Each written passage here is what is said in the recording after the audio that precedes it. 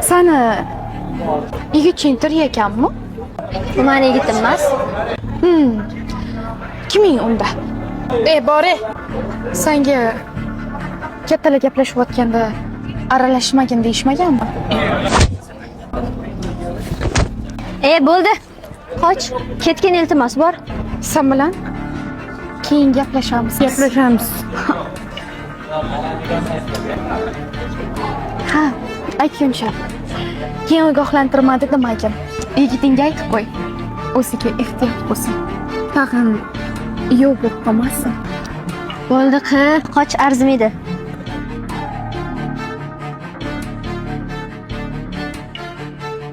Qara uni qanaqaligini.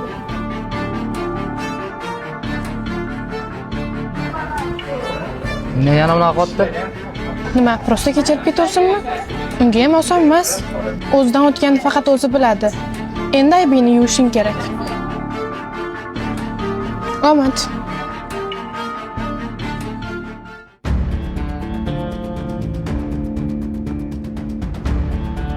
Sani o'tga yig'ishimdan maqsad sizlar bilan bitta ish boshlaymiz. Xullas, mana shu territoriyani egallashimiz kerak.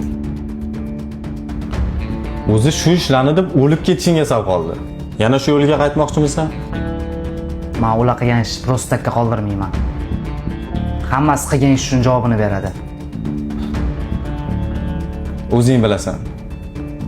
Meni bu ishlarga aralashtirma.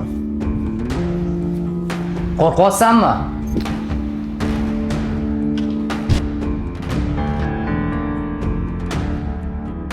Yana kimdir ketmoqchimi?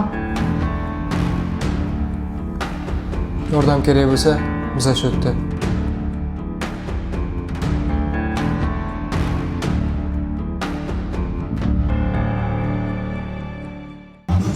Xullas, Rahmatjon tirik ekan. Sen uni qatdan taniysan? Maktabda birga o'qiganmiz. Hozir universitetda ham birga o'qiyapmiz. Yaxshi, mana shu ko'zimizdan oldi ekan. Uni yaqinlarini taniysanmi? Ana u qiz Shirin. Kim bo'ladi unga? Sevgilisi, menimcha. Keyin Samandar degan o'rtog'i bor. Yana onasi ham bor.